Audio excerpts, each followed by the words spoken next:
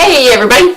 We are getting ready to talk about the start of the Civil War, and this lecture goes with this handout, creatively titled The Start of the Civil War. We're going to be talking about after the election of Lincoln, how the war got started, the northern and southern game plans, and how things progressed from there to result in the first battle of the Civil War at Fort Sumter. Okay, so let's roll with the PowerPoint and get started.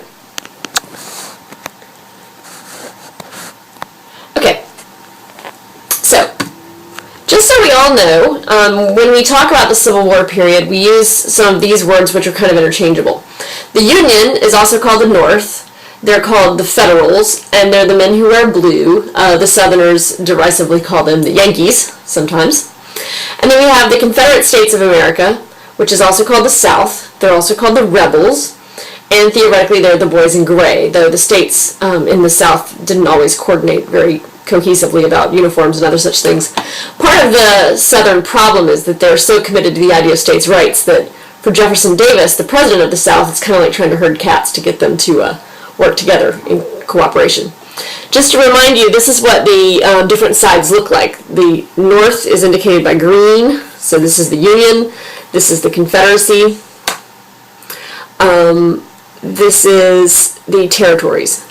As I'm looking at this, though, I'm realizing that this is not the Union versus the South, because the reason I know that is that these states, Missouri, Kentucky, Maryland, and Delaware, those did not secede from the Union. Those are actually border states. So I'm actually deducing from looking at this map that this is probably the election map of 1860 and not the secession map. It'd be helpful if I had a title on this map, and then we would know for sure, but it roughly tells you what states did not vote for Lincoln, but it does not show you, not all of the red states there seceded from the Union. Okay, border states aside, let's talk about what the advantages were of the North and the South. They were both distinct. The North has 97% of all the factories in the country, and so that's going to be important for producing the things needed for war, of which there are tons, including uniforms and weapons and supplies and all those kinds of things. Also, the North is going to have 2/3 of the railroads. I'll show you a map in just a moment, but that's going to be key for getting the supplies to the battlefront. The North has 3 times as many people to both, that means men to fight in the field, but also a population to produce and support the war effort. And there's 23 states in the North total, including those border states I talked about, Missouri, Kentucky, Delaware, Maryland, and later West Virginia when it forms in 1863. Okay? In the South, they happen, and I'm sorry, not to be forgotten here, also in the North they have a navy, which is a very important thing to have if you're going to war, particularly to control trade. The South is blessed with better leaders, including Robert E. Lee, who will command the Southern forces. They only have to fight a defensive war, which means they don't have to go and hold territory and control it. They just have to keep the North from controlling the South. Also, they're very united and fired up, and they're united behind a cause, whereas the North, there's still a lot of apathy in the North, and people who don't necessarily feel like the war is something that we should fight. So this kind of sums up, these two graphics sums up the biggest advantage of each side. As you can see here that in the North, this is the northern population compared to the southern population. They have 22 million people, the Confederacy has 9 million people, and this portion of the southern population is slaves, so it's not as though you can arm them and have them literally involved in the fighting. They can do support work for the Confederacy, but not actually take up arms. And then this, of course, is Robert E. Lee, and he was the greatest strength that the South had, and probably you're familiar with his name for that reason. These are some other important people for the Southern. We said military leaders in general were a strength for them. This is Jeb Stuart. In addition to growing really amazing beards, he was the head of the cavalry. If you remember what the cavalry is, the cavalry is the group that is on horseback, and they go in front of the army as it advances, and they try and figure out where the enemy is, because there's no Google Maps back then.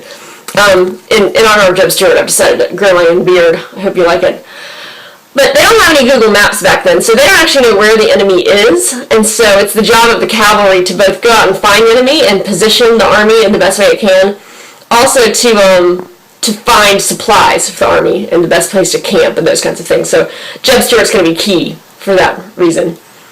Boy, these beards are hot. Good Lord almighty. Alright, next we have Stonewall Jackson. He's going to be Robert E. Lee's right-hand man. He will be killed in battle after the Battle of Chancellorsville by his own troops by accident. So that's a particularly tragic development for the Southern military leadership. This shows you again those transportation networks I alluded to before. You can see that almost all the dense transportation networks that have interconnectivity are up here in the Northeast and in the Midwest, which is the Union. Down here they have a few lines, but they aren't connective. They're kind of what we call trunk lines that don't actually connect to each other. The leaders in the North, this is Abraham Lincoln, the civilian leader, of course. This is the Confederate president, Jefferson Davis. He's the president of the Confederate States of America, so both sides have their own political leaders as well.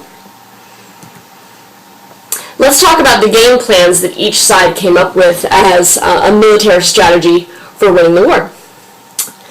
The Southern strategy is really quite simple.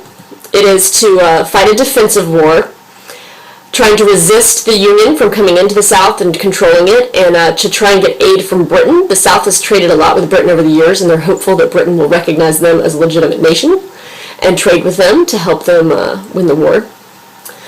The northern part of the war is, or the northern strategy is to, first of all, overcome the opposition within the Union. There's some Democrats called the Peace Democrats. They're also called Copperheads. You can see that they're visually represented here in this political cartoon. They basically think that the South should be let go, and they therefore don't think that we should be fighting. And so Lincoln has to pass martial law to stop those people in the border states. You know, really half the people in the border states, that's Missouri, Kentucky, Virginia, West Virginia, Maryland, and Delaware, half of them wanted to rebel.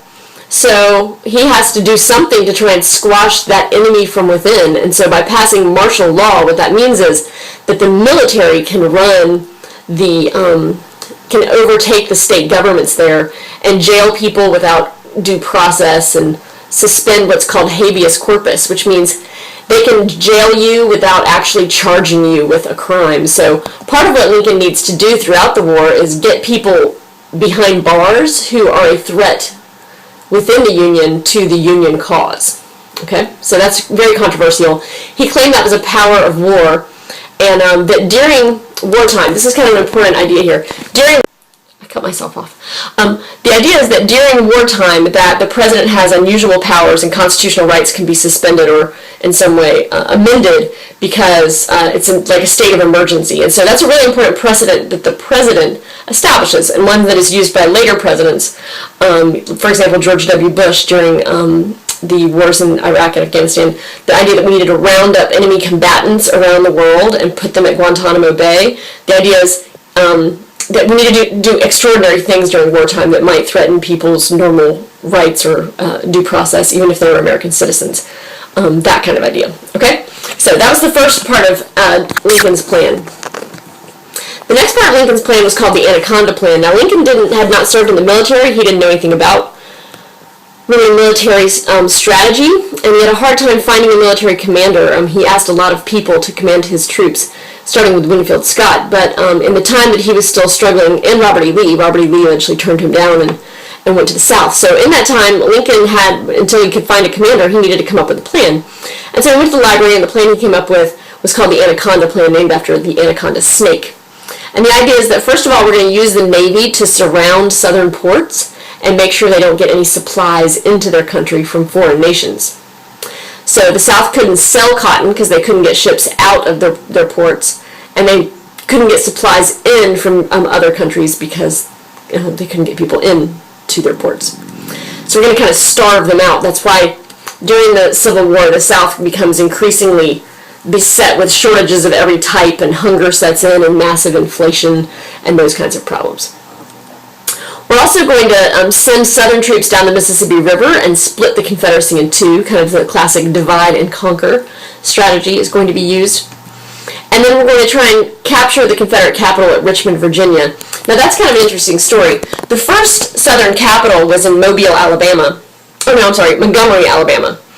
And in order to get Virginia to join the Confederate side, they decided to move the capital to Richmond as kind of an enticement for Virginia to join, which might have been brilliant politically, but was ridiculous militarily, because now the two capitals, Washington, D.C. and Richmond, are just really within a very short distance from each other. It would have been smarter for the Confederates to embed their capital deeper into the Deep South, and Montgomery would, of course, met that standard. So it's kind of ironic what they did there to kind of shoot themselves in the foot in terms of military strategy.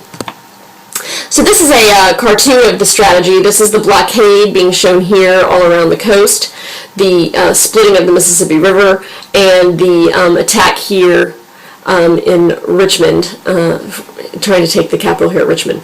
And this is all moving towards the west. Okay, so when we talk about the war, I'll talk about this being the Eastern Front, the taking of Richmond. This is being called the Western Front, and that's what I'm referring to when we talk about those things.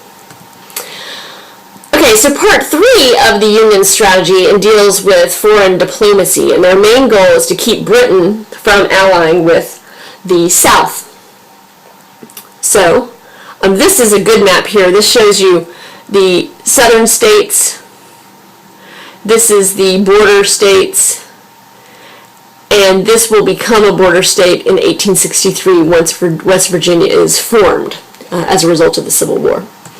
So, they realized that one way to keep Britain away, because Britain has been a country that has outlawed slavery for a long time, that one way to do that is to issue the Emancipation Proclamation. So the Emancipation Proclamation was issued by Abraham Lincoln.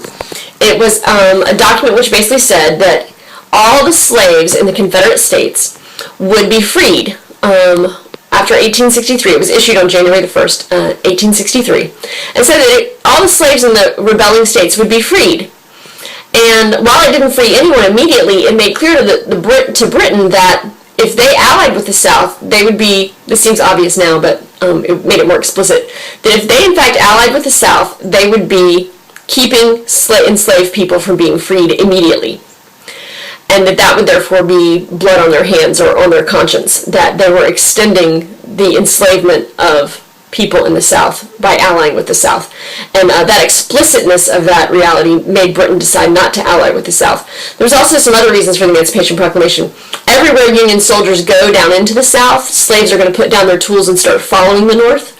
And that's going to break the work force of the South. You know, the South is really relying upon the slaves to do a lot of the work of war, building bridges, digging ditches, burying people, tending the horses, those kinds of things. So as the Emancipation Proclamation slowly starts to go into effect as Northern troops go down into the South and slaves emancipate themselves because they've heard about the Emancipation Proclamation and they now know that the Northern troops are there to protect them in their freedom, that makes a real impression on the British as well and makes them less willing, and ultimately they don't ally with the South because they realize that they would be extending the amount of time that people are enslaved very clearly. Okay, so the first shots are eventually going to be fired. This is a famous quote by Abraham Lincoln from his first inaugural address. This is basically a speech where it's kind of he's been elected in November. He's not going to be inaugurated until March. Back then, the inauguration was later. So in the time since his election and his inauguration, 7 of the Confederate states have seceded. And so the point of the speech is to kind of tell them to come back. It's kind of what I call the baby, baby, don't go speech. And so what he says here, he says, "In your hands, my dissatisfied fellow countrymen, and not mine, is the momentous issue of civil war. The government will not assail you." Assail you means like attack you. "You can have no conflict without yourselves being the aggressors.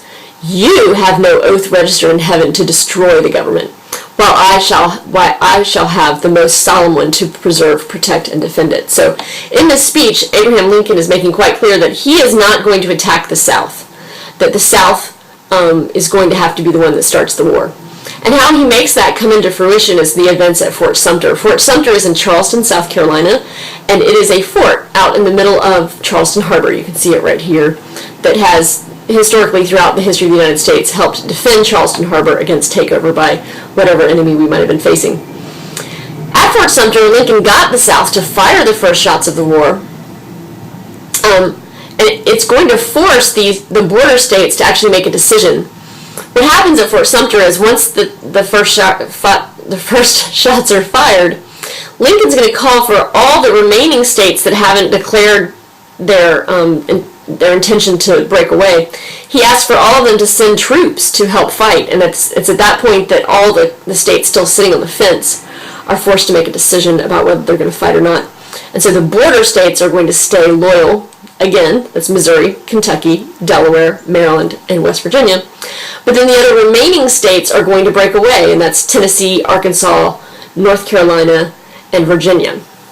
Okay?